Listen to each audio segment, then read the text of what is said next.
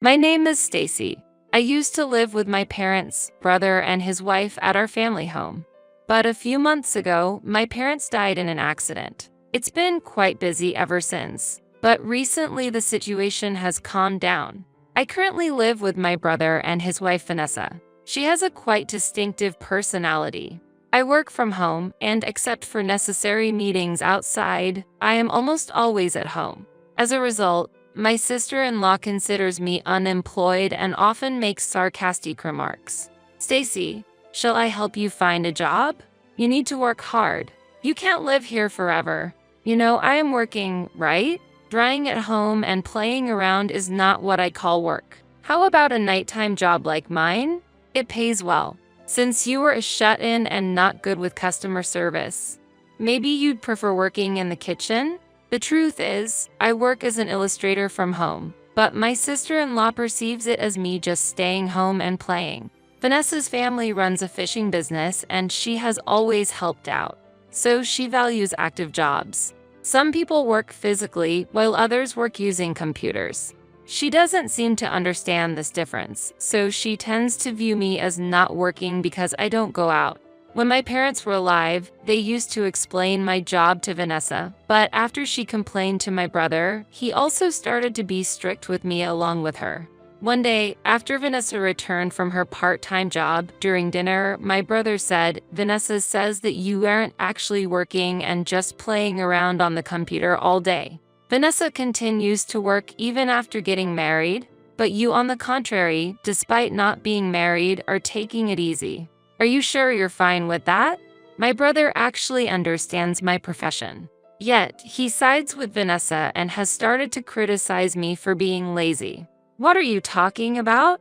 Why do I have to be told such things? When I argued back and returned to my room, my brother followed and said, "The conversation isn't over. Vanessa is angry because she thinks our financial burden is increasing because you're not working. You know we're saving money, right?" I understand that my brother and his wife are living at our family home to save money for economic reasons. It seems Vanessa consulted with my parents, and that's how we started to live together. I heard my brother say he wanted to save as much money as possible before having children. After our parents died, I intended to ask my brother and his wife to leave the house, but my brother promised to reconsider his actions and asked to continue living together, so I agreed. Although my brother's behavior hasn't changed much, I thought it would be bearable for a while. Our house was newly built a few years ago and is quite comfortable, but it was costly. Since my parents did not have a group credit life insurance, the mortgage remained. I have taken on the mortgage payments, which are a significant burden to me, but I was planning to share the payments if we were to continue living together. However, dividing the mortgage in half would slow down my brother and his wife's savings, so I continue to pay it all by myself. I understand that. But what does my being here have to do with your inability to save money? Well, Vanessa said that. She said our food and electricity bills increase because you're here. I actually pay Vanessa my part of the living expenses. In fact, I buy my meals and do my laundry myself. It seemed that my brother did not fully understand what I was saying. Wait, Vanessa said she wasn't getting any financial help from you. But if you are making payments, why are our savings increasing? I don't know. You should ask Vanessa about that directly. There seemed to be things about their financial situation that my brother didn't understand, but I had no say in that. After hearing my words, my brother seemed to go and ask his wife about the money matters. Hey, don't make unnecessary comments when you're unemployed, okay? Yesterday, Ben asked me about the savings, and he also asked whether you were giving me money. Just because you're helping out a little doesn't mean you're paying for living expenses. So don't say that, okay? I haven't said anything, but it's true that I'm paying you. Why would I have to hide that from Ben? Be quiet. Ben said you told him to ask me about the savings. I managed to dodge the question, but from now on, don't talk to Ben about money matters. Why don't you mind your own business instead of other people's? With that, Vanessa left for her part-time job. I had been thinking about why Vanessa didn't want to talk about money with me, but until then, I hadn't paid much attention to it. However, from that day on, I started to feel something was off with her behavior. Especially when it came to money, she became more nervous, increased her sarcastic remarks towards me, and started to push me to move out. Hey, since you're unemployed, you don't have the funds to move out, right? How about becoming independent soon? It's your fault our financial situation is tight. I don't plan to move out, but why is that my responsibility? I'm paying you my part of the living expenses. What? You still don't understand why you have to leave? That's why you're called an ignorant bum. Up until now, Ben and I have been lenient, but we've reached our limit. You have to leave within 3 months. After saying that, Vanessa returned to her room in a huff. Hearing Vanessa's words gave me the impression that Ben had taken over the house. I wondered if Vanessa knew that I had inherited the house and decided to confirm with Ben. Hey, Vanessa knows this house is mine, right? For some reason, she's telling me to leave. Yeah, we discussed that. Vanessa really likes this house. It's big enough even if we have children, and it's a nice house. So, like Vanessa suggested, if you're willing to leave, we can continue living here. If that's what you guys want, I'll comply. But the house is in my name, so if you're going to take it over, I want you to buy it officially. Also, would you be able to continue paying the mortgage? After thinking it over, Ben replied, yeah, that's impossible. We need to save up money quickly and get our own place. I was actually shocked when I asked Vanessa about our savings before, and there wasn't much. She said she was saving, but I couldn't believe it. When I checked the account, there was indeed very little, and I wondered if there was another account where she was saving. Despite me bearing the full cost of the house's mortgage and maintenance, my brother and his wife's savings were not increasing. Their only expenses are their own meals.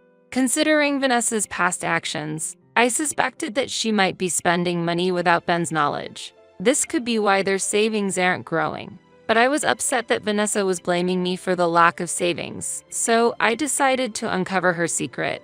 First, I observed Vanessa's clothing, but there were no signs of expensive brand items, so shopping didn't seem to be the cause. I thought about Vanessa's behavior from various angles, but couldn't find an obvious reason. After several days passed without finding any particular clue, one night, I was at a cafe for a work-related meeting. I witnessed a woman who looked very much like Vanessa walking with a flashy man outside the window. When I secretly followed them, they entered a high-end store that looked like a nightclub. The next day, after my brother went to work, I decided to ask Vanessa about it. Last night, I thought I saw you near the station. Weren't you with a man? Vanessa, slightly disturbed by my question, replied, You sure you didn't mistake me for someone else? I was working yesterday and hurriedly left the scene. I thought I might have mistaken her with someone else, but I was sure it was her because she had the same bag. Since I had another meeting that night at the same cafe, I was able to spot a woman who looked like Vanessa walking hand in hand with the flashy man at the same time as the previous day. I gathered my courage and decided to approach Vanessa. Vanessa, weren't you supposed to be at work today? Vanessa, noticing me, quickly withdrew her hand and said, Oh, Stacy, I just came to have a meal with a friend today. The man, unconcerned with Vanessa's reaction, handed me his business card and said, I'm Justin. Please come and visit our club. While I gave a vague response and took his card, I looked at Vanessa. Vanessa, looking pale, told the man, We're going home now. Really? But you said you'd order champagne today. The man said, I'll be going home now. With that, Vanessa left me behind and hurried away. It became clear from the man's words that she was spending a significant amount at the nightclub. And yet she had been complaining to my brother that I was hindering their savings, so I decided to tell him everything and hurried home, resolved to have Vanessa leave the house. When I arrived, only Vanessa was there, and upon seeing me, she started to yell at me. If you tell Ben about this, I won't overlook it. You get to stay in this house because of us. We're supporting an unemployed person like you. I hadn't expected my brother to be absent, but it was a good time to confront her since I had things to ask. Vanessa still labeled me as unemployed and insisted I was living off them, so I boldly asked her, Vanessa, Do you by any chance think this house belongs to my brother? What are you talking about? Ben inherited it from your parents, so of course, this house is his. Do you think you have the right to live here as a family member? Vanessa countered my statement, showing no belief in my words. This made me feel that Vanessa still didn't understand that I had inherited the house. This house was actually passed down to me from our parents. Since there was remaining mortgage debt, and my brother's income alone was not enough to repay it, I took it over. That can't be. We aren't repaying any mortgage. I have taken over the mortgage and am paying it in full. Moreover, I am also covering the necessary expenses for maintaining the house. Vanessa doubted my words, starting to accuse me of being a liar. While we were arguing, my brother returned from work. Is there a problem? I could hear voices from the entrance, and the neighbors were concerned. With my brother's arrival, Vanessa seemed to feel she had gained support and confidently said to me, "Ben, explain. This house was inherited by you, and Stacy, who is unemployed, should leave." My brother grasped the situation and spoke to Vanessa. "Don't you remember? We couldn't continue to pay the mortgage and live off our income alone, so it was decided that Stacy would take over the house. Have you forgotten a promise we made to live here until we're financially stable?" I don't remember any promises like that. Despite my brother's explanation, Vanessa continued to claim she didn't remember. My patience reached its limit, and while showing her the property register, I confronted Vanessa. "Please look at this. My name is listed as the owner, isn't it? Vanessa, the only thing you are allowed to do is to live here. Why do you think you have the right to kick me out?" No, I genuinely didn't know. If you had shown me the property register from the start, I won't say things like that anymore. I'd be at a loss if I were driven out now. Vanessa tried to salvage the situation, but I didn't listen to her and continued. "You've been going to nightclubs and running out of money, right? Are you using the living expenses I provided for the nightclub? Even yesterday, you were about to order champagne. If you continue to live like this, you won't be able to save up money." I vented all my frustrations at Vanessa. Vanessa glared at me, looking like she might pounce at any moment. But my brother grabbed her and started to question her. "What did my sister mean when she said you've been going to nightclubs? Is that why we haven't been able to save up any money? You were supposed to be at your part-time job yesterday." No.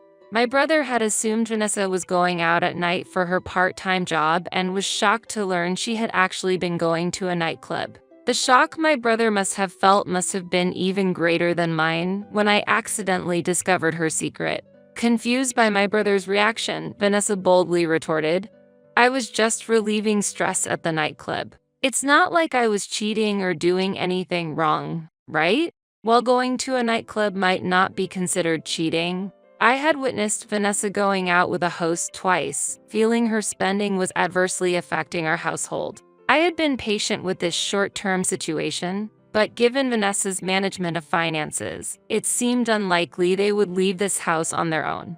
I therefore decided to stop holding back and resolved to have my brother and his wife move out. If Vanessa had to rent an apartment by herself, she might start thinking more seriously about her spending. "Vanessa, you and Ben should move out of this house. It's because you've been living here without much financial burden that you've been able to afford expenses like things like going to the nightclub.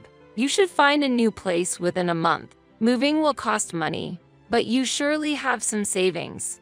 I expected my brother to agree with this proposal, but he made an unexpected statement. "I agree that we should leave this house. However, Vanessa and I will live separately. I no longer want her managing my salary, and I don't need a wife who meets other men. Stacy, I'm sorry for the trouble we've caused. We won't wait a month.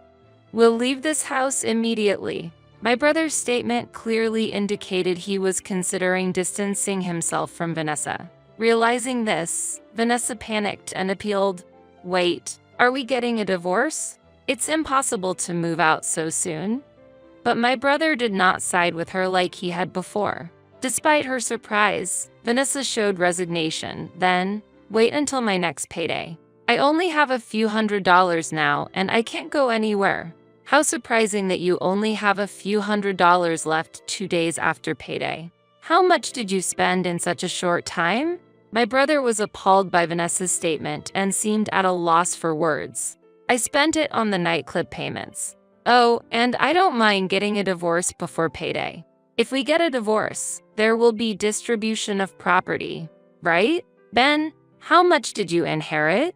Vanessa seemed unaware that the inheritance was not subject to distribution of property. My brother interrupted as I was about to explain. It was a considerable amount. But first, let's file for divorce tomorrow, and then we can discuss. Believing the inheritance would be divided, Vanessa was busy preparing to move away with joy. The next day, my brother and Vanessa submitted the divorce papers, and Vanessa quickly decided on a new place to live. The initial costs were partly covered by my brother's savings.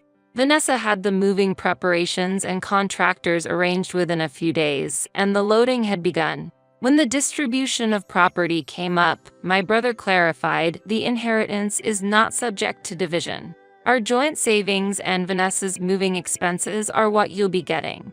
Vanessa's face changed rapidly from cheerful to furious, and she confronted my brother. That's not what you said. I rented that expensive apartment thinking I'd get a large sum. Plus, I've already told Justin I'd go to the club tonight because I thought I'd have a lot of money. Vanessa still intended to go to the nightclub. In response, my brother coldly replied, I did mention the amount of the inheritance, but I never said it would go to you. Seems like the movers have finished their job, so you should go to your new place quickly. Vanessa was making a scene, but neither my brother nor I were swayed, and we made her leave the house. When she continued to cause a commotion outside, I told her we would call the police, and she finally quieted down and left with the movers for her new place. After calming down, I proposed to my brother, who was preparing to move. I plan to sell this house. If you don't mind, you can stay here until I find a buyer. You'll need moving funds, right? I need to find a new place too. Tears filled my brother's eyes as he expressed his gratitude. 2 months later, we found a buyer for the house, and we each moved to new places. The house sold for more than the remaining mortgage, so I used the funds to buy a small condominium. The new place is far from the old one but close to a station, and I like it. On the other hand, Vanessa was evicted for failing to pay her rent after moving and incurred debt due to continued expenses at the nightclub. I don't know where she is living now. My brother is a bit worried about Vanessa and is willing to help if she reaches out, but there has been no contact so far. My brother and I occasionally keep in touch and deepen our relationship by visiting our parents' graves together. I hope to continue visiting our parents' graves with my brother. Ideally, I'd love to someday report my marriage at our parents' grave, but that will have to wait.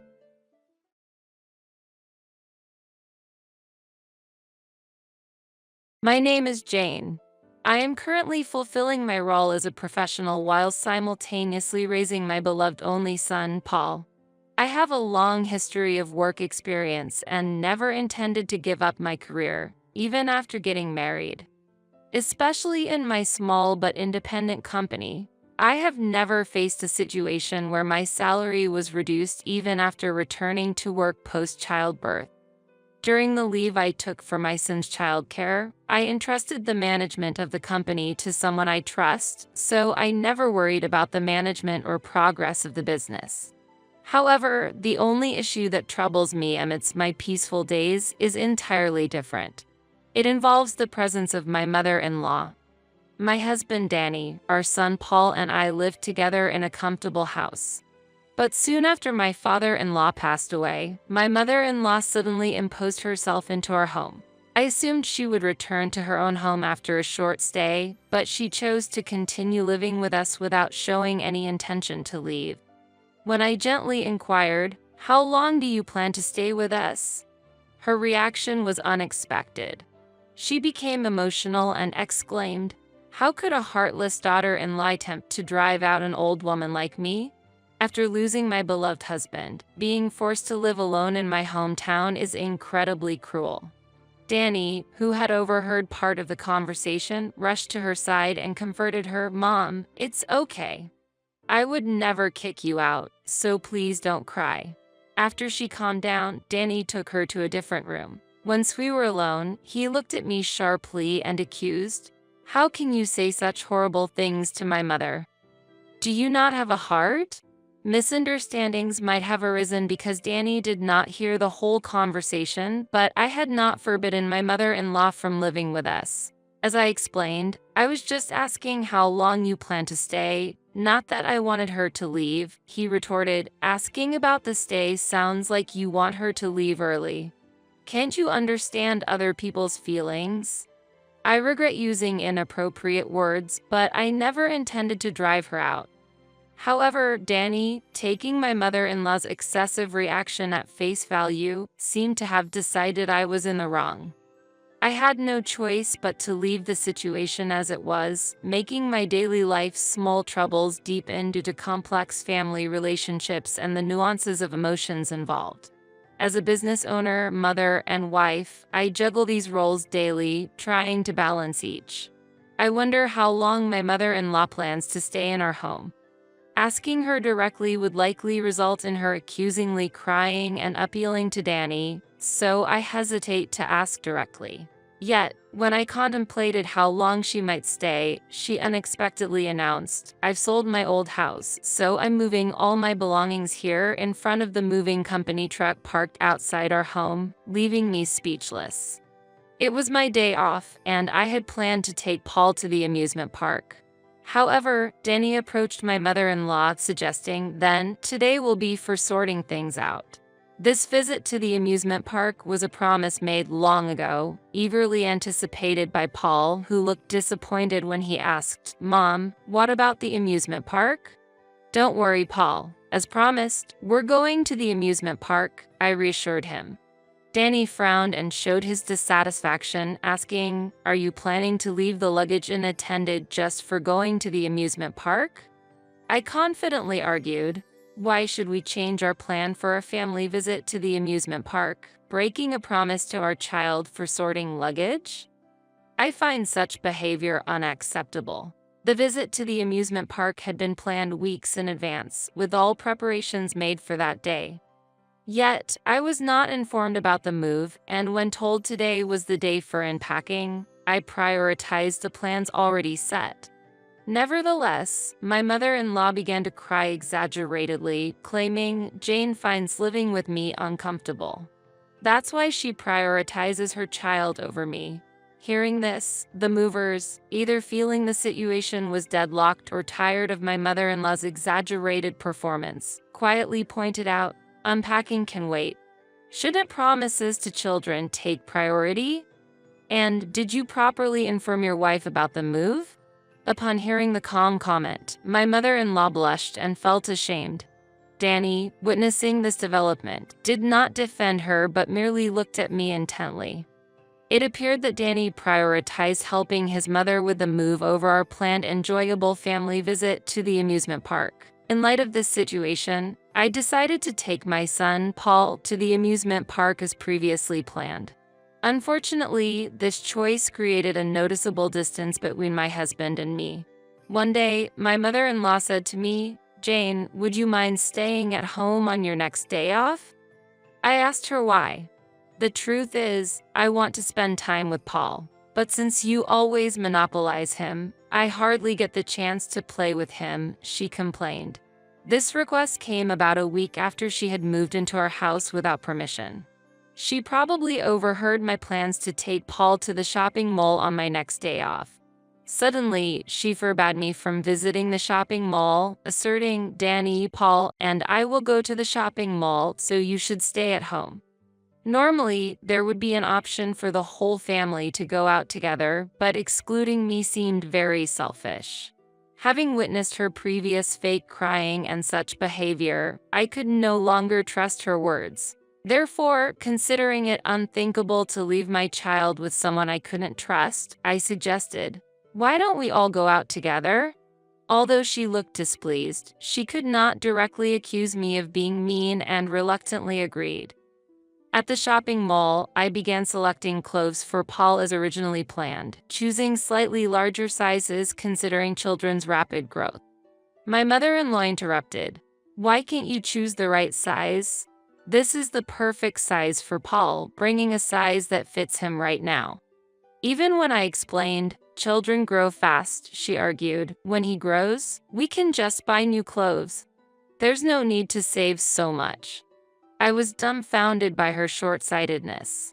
Selecting perfectly fitting clothes and buying new ones every time they become small is clearly a waste of money.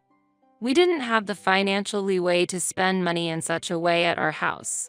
When I hesitated to purchase, Danny appeared and pointed out, I support the family financially. If you try to save, it makes me look stingy to others. Eventually, Danny covered the shopping expenses for my mother-in-law.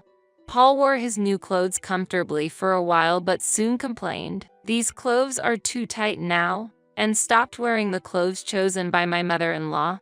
She seemed to have mixed feelings about this change. Out of necessity, I passed the outgrown clothes to a colleague's mother I had befriended at the daycare. This act was well received, making me feel happy.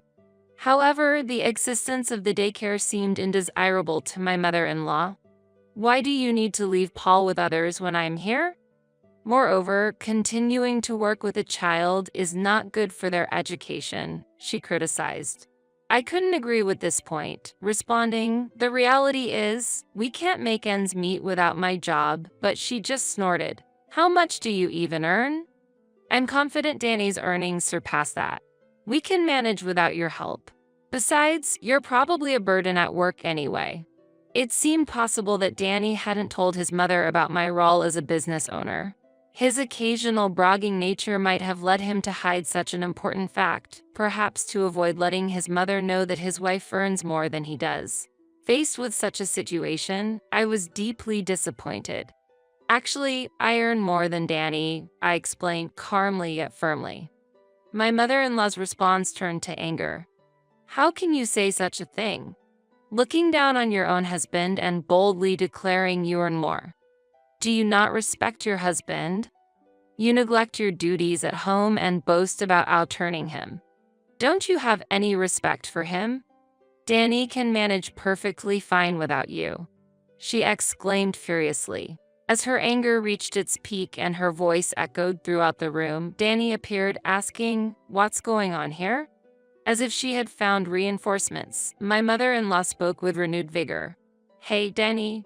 Actually, we wouldn't be troubled without Jane, right? It should just be you, me, and Paul living happily together. Don't you think our life is being constrained because Jane is here? She said. What? Yeah, Danny hesitantly, but eventually, showed his agreement. Then, the best thing to do is to divorce. She continued, and shockingly, she immediately took out a divorce form. It seemed she had wanted our divorce for some time. I no longer had any expectations for a father who prioritizes his mother over his child. However, I had no intention of giving up custody of my child. It seems my presence is entirely unwelcome. If you wish for a family of 3, then I shall leave this house, I responded calmly. And without hesitation, I signed the divorce form she proposed. Despite forcing me to cancel our amusement park plans and insisting on helping with the packing, as soon as I started preparing to move out, she took Danny on a trip. Though she invited Paul to a trip, he had seen her unpleasant behavior towards me and still resented her for nearly causing us to miss our amusement park trip. He chose to stay with me, declining her invitation. Thus, Danny and she ended up going on a trip alone. I took this opportunity to move mine and Paul's belongings to a new home. I also left a letter stating that the responsibility for future rent payments, custody, and property division would be Danny's, as outlined through a lawyer. Returning from a week-long trip, Danny and his mother, unaware of the situation, contacted me surprisingly quickly.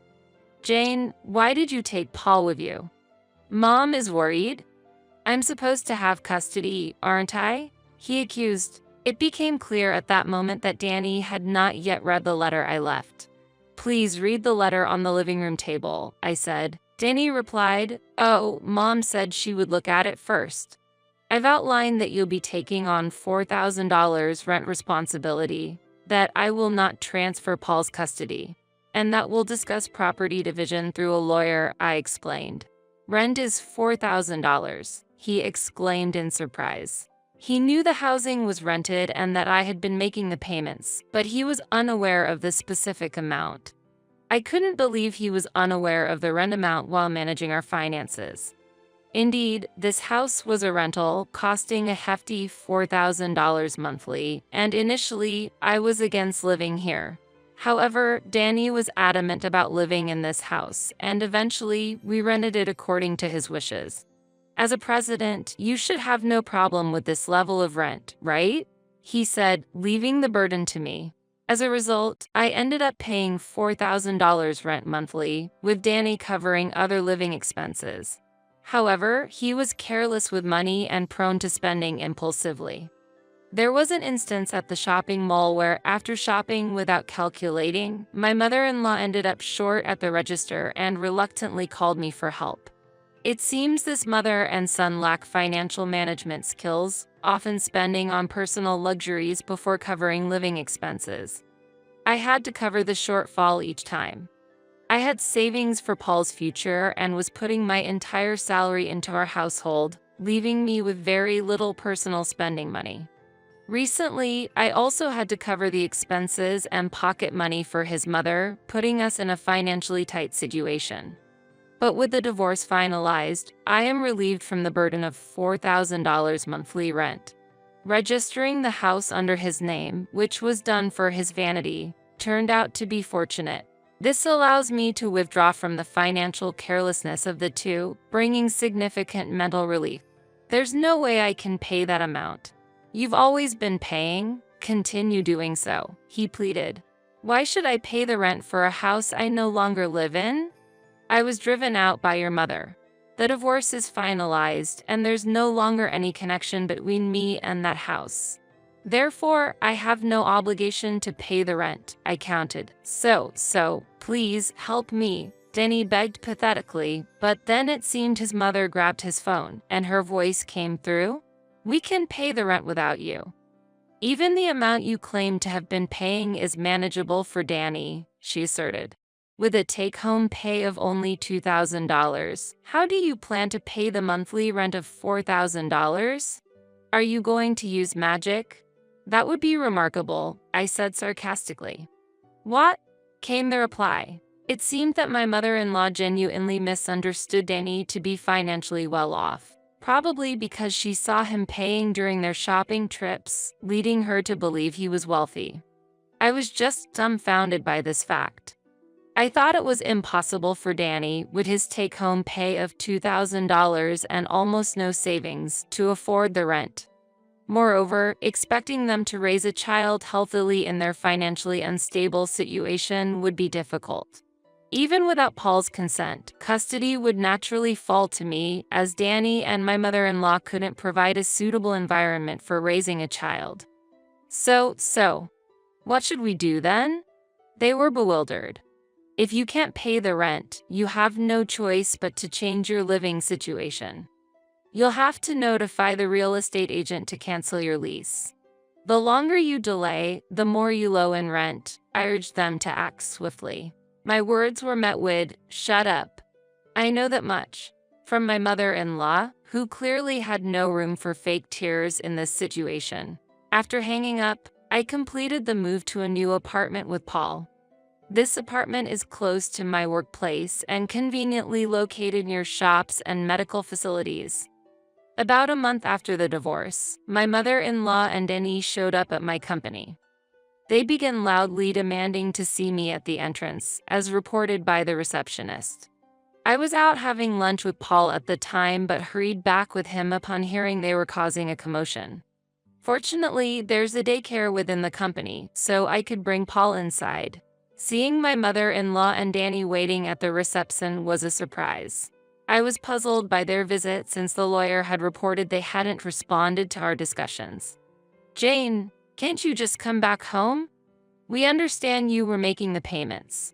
Please stop being stubborn," my mother-in-law pleaded with tears, thinking her act would work on someone other than her son.